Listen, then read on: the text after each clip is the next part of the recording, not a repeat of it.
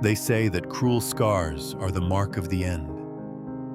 That once the darkness of disease, death, and abandonment sweeps through your life, nothing can grow but pure despair and isolation. But what if that is completely wrong? What if, from the most barren, scarred, and painful soil, the purest flower rises with undeniable power? The 17th century. The wild, freezing forests of the Mohawk Valley in North America. Here, there are no paved Roman roads, nor magnificent monasteries. There is only the howling wind through ancient pines and a ruthless law of survival. The strong survive, the weak are eliminated. In the Native American village of Ossernanon, a horrifying tragedy struck. The smallpox epidemic, an invisible nightmare carrying absolute destruction, swept through, claiming the lives of thousands amidst desperate screams. In that storm of death, a small family was torn apart. The father was a fierce Mohawk chief. The mother was a Catholic Algonquin woman, taken captive but always carrying a silent, unwavering faith in her heart. In just a few short days, the brutal illness claimed the father, the mother, and the baby brother. The only survivor in that mourning tent was a fragile 4-year-old girl. Her name was Tekakwitha, meaning she who bumps into things, or she who gropes her way in the darkness. That name seemed destined to become her tragic reality. Tekakwitha escaped the scythe of death, but the price she paid was devastating. Smallpox left countless hideous pockmarks across her face, permanently destroying the innocence of her appearance. Even more terrifying, it ravaged her eyes, leaving her nearly blind. Every single ray of sunlight that pierced her vision brought a pain like thousands of needles tearing into her corneas. Imagine, you are living in a culture that glorifies physical strength, perfection, and the proud beauty of warriors. What would happen to you if you were an orphan, half-blind, with a scarred face, forced to constantly hide from the light? Would you feel like an outcast, a divine punishment, a useless burden? Tekakwitha grew up in that extreme, suffocating isolation. She constantly had to pull a blanket tightly over her head, walking hunched in the shadows, desperately hiding her ugliness from the pitying, discriminating, and disdainful eyes of her own villagers. Her entire world shrank into the suffocating darkness beneath a woven blanket. But right in the absolute silence of that darkness, when her physical eyes could no longer see the outside world clearly, another pair of eyes began to open. The little girl could not see the brilliant sunlight of nature, but from the unseen depths of her soul, a seed of faith, inherited from the blood of her late mother, was silently taking root. Tekakwitha did not yet know the Bible. She had never set foot inside a church. But precisely at the absolute bottom of physical pain and abandonment, she was preparing for a divine encounter that would shake her entire world. She came into this world in sorrow. She survived in ruin. But history will not remember her as a failure. This is the story of Saint Kateri Tekakwitha, the outcast who found eternal light right in the devastating darkness of her blindness. They tell you exactly who you are supposed to be. They map out your future, your duties, and your boundaries. But what if your soul belongs to a truth they absolutely despise? After the terrifying plague wiped out her family, Tekakwitha was taken in by her uncle, the new Mohawk chief. He was a man of iron and blood, a fierce leader who vehemently hated the black robes, the Jesuit missionaries who brought the religion of the cross. To him, this foreign faith was a dangerous disease of the mind, a direct threat to their ancient warrior traditions and survival. In her uncle's bustling longhouse, Tekakwitha was nothing more than a ghost. Half-blind, physically frail, and hiding her deeply scarred face behind her woven blanket. She was deemed unfit for the proud, vibrant life of a Mohawk woman. She was relegated to the shadows, given the most tedious, repetitive tasks: gathering firewood, weaving baskets, and tending the fire. And as she reached womanhood, the ultimate suffocating pressure loomed. She was aggressively ordered to marry. In her world, an unmarried, disabled orphan had zero value. Marriage was her only lifeline. But deep inside her scarred chest, a terrifying and beautiful rebellion was brewing. In 1667, the unthinkable happened. 3 Jesuit missionaries arrived in her village. Bound by strict tribal diplomacy, her fierce uncle was forced to host them in his own longhouse. Imagine the suffocating tension. The very men who carried the forbidden message of her mother's God were sleeping mere feet away from her. Tekakwitha was strictly forbidden to speak to them. She was ordered to serve them in absolute, invisible silence. But in that forced silence, a spiritual earthquake occurred. As she quietly served them water and food from the shadows, she watched them pray. She caught whispered fragments of their teachings. They spoke of a God who was mocked, a God who was beaten and rejected by his own people, a God who was brutally scarred and nailed to a tree, yet loved the broken, the weak, and the outcast with an infinite, burning passion. Suddenly, the darkness she had lived in for years was pierced by a blinding light. She realized a shocking, transformative truth. Her scars were not a divine punishment. They were a profound, intimate connection to a Savior who also wore scars. Her suffering was not a curse. It was the exact soil where divine grace would bloom. But embracing this truth came with a lethal price tag. To follow the God of the black robes meant defying her powerful uncle, betraying her tribe's expectations, and risking absolute exile, or worse, a brutal death. She was just a frail, half-blind girl, but the choice she was about to make would ignite a fire that no earthly power could ever extinguish. There is a moment in every true spiritual journey where a choice must be made. It is the kind of choice that draws a line in the blood-soaked earth, separating your past from your future.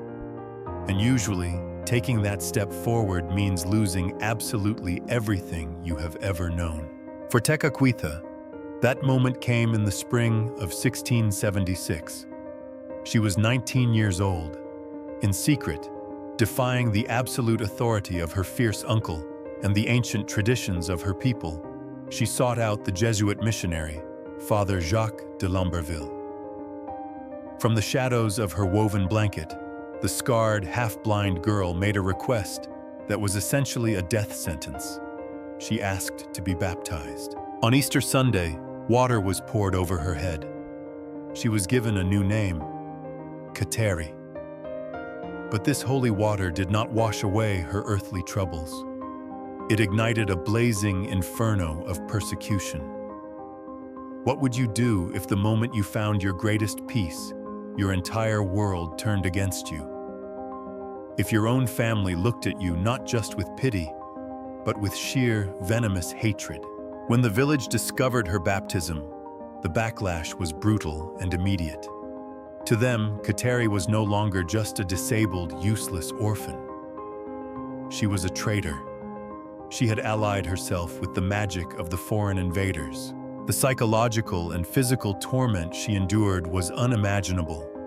Because she refused to work on Sundays, choosing to keep the Lord's Day holy, they deliberately starved her. They mocked her relentlessly, throwing stones and dirt at her as she stumbled blindly through the village. Children were encouraged to taunt her, treating her worse than a stray dog. Even more terrifying, her own family actively tried to destroy her spirit. On one horrific occasion, a young warrior charged at her inside the longhouse with a raised tomahawk, screaming that he would split her skull right then and there if she did not renounce her Christian code. She did not scream. She did not run. Kateri simply bowed her head, closed her scarred eyes and calmly waited for the fatal blow. She was completely ready to die for the love she had just found. The warrior, completely unnerved by her absolute eerie peace, lowered his weapon and fled in terror. He realized he could kill her frail body, but there was a supernatural fortress around her soul that no earthly weapon could ever pierce. Yet, the reality was suffocating. Kateri survived the tomahawk, but she knew the brutal truth. Her village had become a prison of slow, agonizing martyrdom. If she stayed, they would eventually crush her with endless starvation and isolation. To save her faith and her life, she had to do the impossible. She had to escape into the unforgiving, freezing wilderness. Have you ever had to walk away from absolutely everything you knew, simply to save your own soul? There is a terrifying paralysis that comes with stepping into the absolute unknown.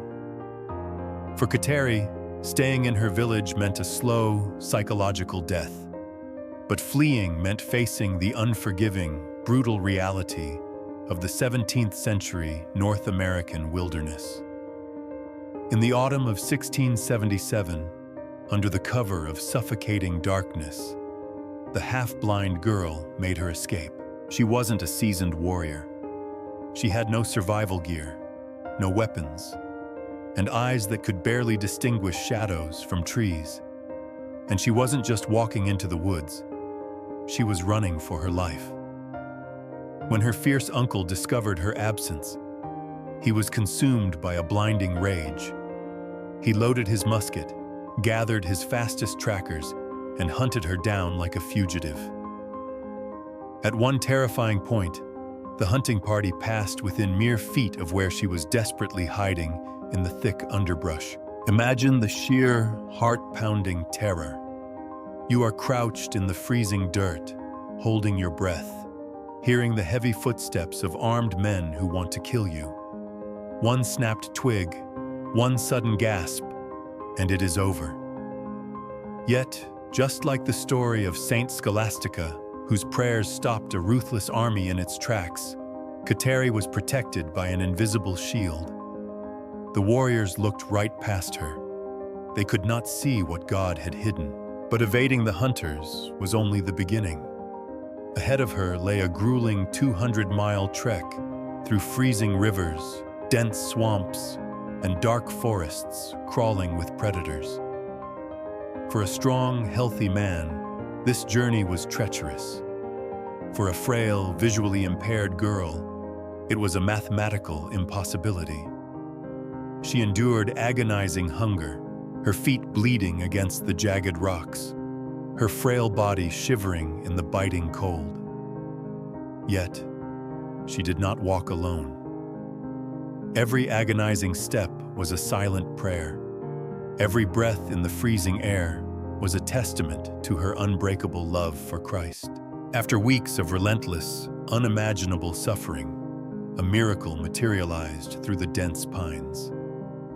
She finally arrived at the Catholic Mohawk settlement of Kanawake, the mission of St. Francis Xavier, near Montreal. For the first time in her entire life, Kateri was no longer an outcast. She was surrounded by people who did not look at her pockmarked face with disgust, but instead saw the radiant, undeniable light of her faith. She had finally found her sanctuary. She could have easily settled into a quiet, comfortable life of peace. She had survived the plague, the persecution, and the deadly wilderness. She had earned her rest, but Kateri did not come to Kanawake just to survive. She came to surrender herself completely. The holy fire in her soul was about to consume her physical body, setting the stage for one of the most astonishing medical and spiritual miracles in the history of the Church. Most human beings spend their entire lives running from pain. When we finally escape a brutal storm, all we want is a safe harbor, a warm fire, and a quiet life. But what happens when your soul is so utterly consumed by a divine fire that earthly comfort actually feels like a prison? At the mission of Saint Francis Xavier in Kahnawake, Kateri finally had everything she had ever been denied. She was safe from her fierce uncle. She was surrounded by a community that respected her. She could have easily married a Christian warrior, settled into a peaceful routine, and lived out her days in quiet comfort. She had survived the smallpox. She had survived the persecution. She had survived the deadly 200-mile trek. But Kateri did not come to the mission to find comfort. She came to find the cross. Have you ever loved someone so deeply that you physically ached to share in their suffering? To take their pain upon yourself just so they wouldn't have to bear it alone? When Kateri looked at the crucifix, she did not just see a historical event. She saw a bleeding, agonizing Savior who had given absolutely everything for her. And she felt an overwhelming, almost desperate urge to give everything back. She began to practice extreme physical mortifications, a level of asceticism that stunned even the seasoned Jesuit priests. She fasted relentlessly, sometimes eating nothing but ashes mixed with her meager food. In the dead of the freezing Canadian winter, she would stand barefoot in the snow to pray. She secretly slept on beds of sharp thorns. To the modern mind, this sounds like madness or self-hatred. But to understand Kateri, you must understand the radical psychology of the saints. She was not punishing her body out of disgust. She was breaking the alabaster jar of her fragile flesh to pour out the pure perfume of her devotion. Every ache, every shiver, every drop of blood was a silent, passionate love letter to Christ. Then, on the Feast of the Annunciation, March 25th, 1679, she did something completely unprecedented. In a culture where a woman's entire worth was tied to her marriage and ability to bear children, Kateri took a private vow of perpetual virginity. She declared, "I have consecrated myself entirely to Jesus, Son of Mary. I have chosen him for husband, and he alone will take me for wife." She became the very first Native American woman to make such a vow. It was an act of spiritual boldness that severed her final tie to the expectations of the world. Like Saint Scholastica's invisible consecration in the dark chapel, Kateri's vow was known fully only to God. But the human body is merely a fragile vessel. Decades of chronic illness, the devastating effects of smallpox, the brutal escape through the wilderness, and her extreme penances finally took their toll. Her frail body began to rapidly shut down. She became entirely bedridden, racked with agonizing stomach pains, fierce fevers, and blinding headaches. She was only 24 years old, but she was dying. Her breathing became shallow. Her pockmarked face grew pale and drawn. But as the physical darkness closed in around her one final time, the spiritual light she had cultivated in the shadows was preparing to erupt into a physical manifestation that would leave eyewitnesses trembling in absolute shock. Have you ever wondered what a human soul actually looks like? We spend our entire lives obsessed with the physical, with beauty, symmetry, and external perfection. We instinctively judge the value of a person by the smoothness of their skin or the undeniable strength of their body. But what happens when the physical shell is completely shattered and the pure, radiant soul is finally allowed to shine through? April 17th, 1680. Holy Wednesday. Inside a small, dimly lit cabin at the Kahnawake Mission, the 24-year-old Lily of the Mohawks was breathing her last. Her frail body, absolutely devastated by years of extreme fasting, brutal penances, and the lingering, destructive effects of smallpox, had finally reached its absolute limit. Friends and Jesuit priests, including Father Pierre Cholanec and Father Claude Chauchetière, gathered around her bed of wooden planks. They expected to witness a grim, agonizing end. Instead, they found a woman suspended in an ocean of absolute, eerie peace. Despite the excruciating pain ripping through her failing organs, Kateri's scarred face held no terror. She was not a victim dying a tragic death. She was a bride eagerly anticipating the final arrival of her eternal groom. At around 3 o'clock in the afternoon, her breathing slowed. With her final ounce of earthly strength, she whispered her last words into the quiet room. "Jesus, Mary, I love you." Then, she closed her blind, scarred eyes for the final time. She had crossed the threshold. But it was what happened next that would absolutely shatter every law of biology and permanently etch her name into the annals of Christian mysticism. Imagine standing in that quiet, grief-stricken room. You are looking down at the lifeless body of a girl whose face has been severely disfigured by smallpox for 20 years. Her skin is deeply pitted, dark, and ravaged. But as you watch, something impossible begins to happen. Within 15 minutes of her final breath, a profound, visible transformation swept across Kateri's face. The deep, jagged pockmarks that had defined her entire tragic existence began to literally vanish. The dark, sickly pallor of her skin faded, replaced by a radiant, breathtakingly clear complexion. Her face, previously ravaged by disease and extreme suffering, became incredibly beautiful, smooth and glowing with a soft, unnatural light. Father Cholanek, a man of intense logic and theological training, stood completely paralyzed in absolute shock. He immediately called for the others to witness the impossible. The scars were gone. The physical ugliness she had desperately hidden behind a woven blanket for 2 decades had been completely wiped away by the hand of God. It was as if heaven could not wait for the resurrection of the body to reveal her glory. God took the broken, scarred vessel of the outcast and transfigured it, proving to the entire world that the invisible purity of her heart was the truest reality of her existence.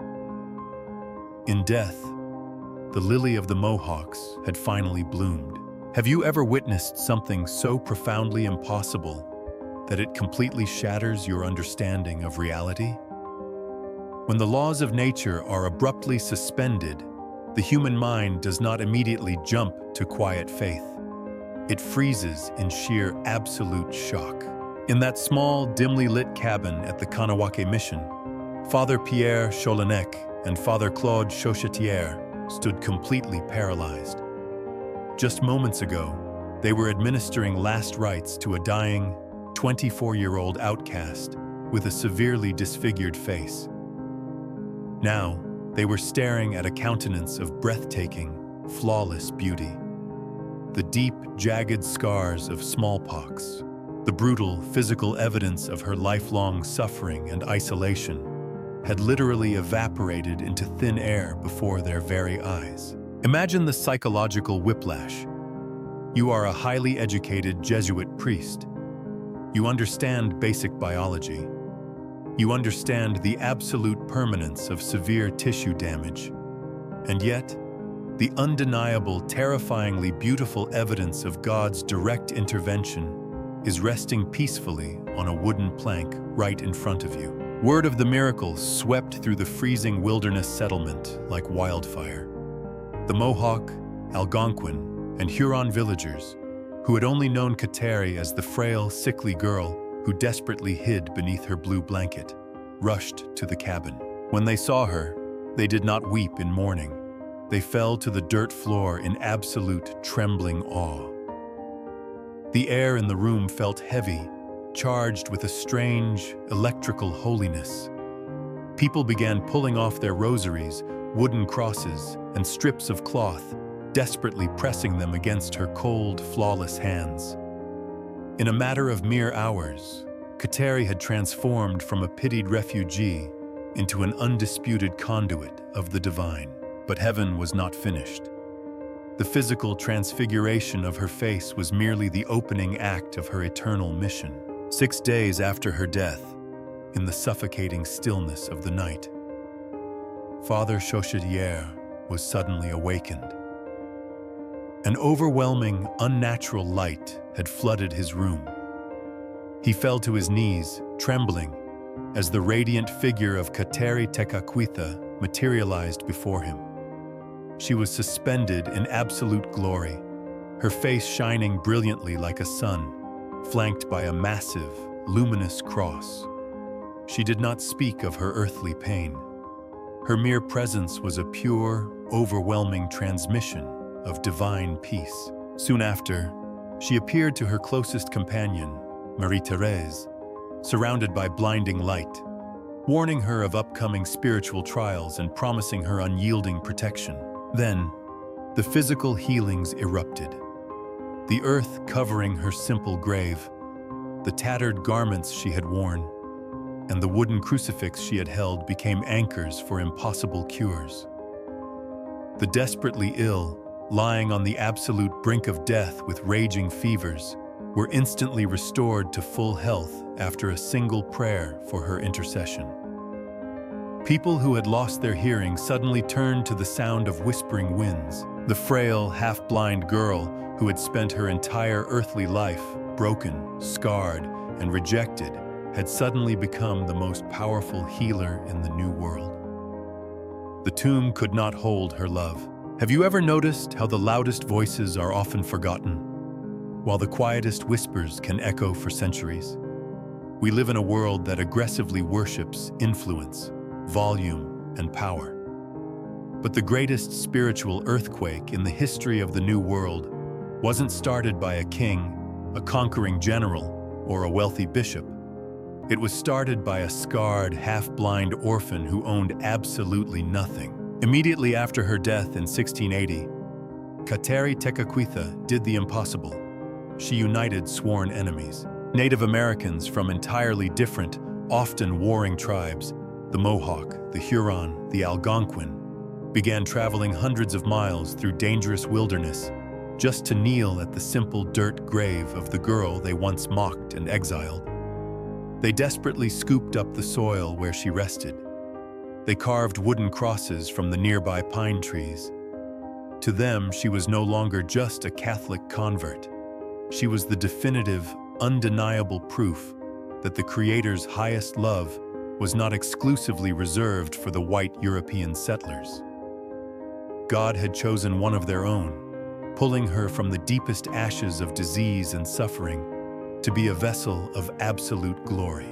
But the shockwave did not stop at the edge of the freezing Canadian forests. The Jesuit priests, utterly bewildered by the sheer volume of physical healings and mystical apparitions, began writing frantic, detailed letters back to France. Imagine the psychological blow to the wealthy, educated, and comfortable European elite. They sat in their massive, gold-gilded cathedrals, wrapped in expensive velvet, comfortably debating high theology. And suddenly, they were reading official, documented church reports about a savage girl living in the freezing mud of the Americas who had reached a level of mystical union with Christ that rivaled Saint Teresa of Avila or Saint Catherine of Siena. Her life was a brutal, undeniable mirror held up to their own spiritual laziness. She exposed the terrifying truth that you do not need grand cathedrals, vast libraries, or societal approval to become a saint. You only need a willingness to surrender your suffering to the cross. Centuries passed. Empires rose and fell. The vast wilderness she walked through was eventually paved over with concrete and steel. Yet the devotion to the Lily of the Mohawks did not fade. It violently intensified. Why? Because Kateri represents something fundamentally broken in all of us. She is the ultimate patron saint of the outcast, the bullied, the orphaned, and the physically scarred. In a modern era completely obsessed with flawless appearances, social status, and perfectly curated lives, Kateri stands as a towering, beautiful rebellion. She proves that your deepest traumas, Your ugliest scars and your most agonizing rejections are not the end of your story. They are not a punishment. They are the exact, precise coordinates where the divine chooses to intervene. They say that justice delayed is justice denied, but in the realm of the divine, time operates on a terrifyingly different scale.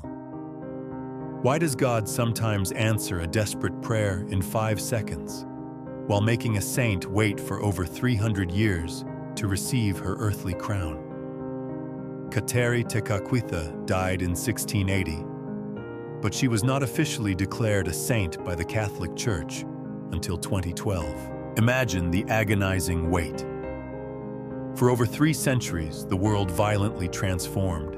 Empires collapsed, the Industrial Revolution blackened the skies, and Native American tribes were systematically pushed to the brutal margins of history. In Rome, the massive wheels of Vatican bureaucracy turned with agonizing slowness. European theologians were historically skeptical. How could they officially canonize a young, indigenous woman who had left behind 0 theological writings, founded no religious orders, and lived out her brief faith in the freezing mud of a North American forest? But heaven does not care about bureaucracy. While the Church demanded documented modern-day medical miracles to advance her cause, Kateri's quiet, relentless intercession never stopped. She was waiting for the exact right moment in modern history. She was waiting for a tragedy that mirrored her own. Fast forward to 2006, Washington State. A young, sports-loving boy named Jake Finkbonner, who shared Native American heritage from the Lummi Nation, fell and scraped his lip playing basketball. Within days, that tiny scratch morphed into an absolute, horrific nightmare. Jake contracted necrotizing fasciitis, an aggressive, flesh-eating bacteria. The bacteria began violently ravaging the boy's face. The parallel was chilling.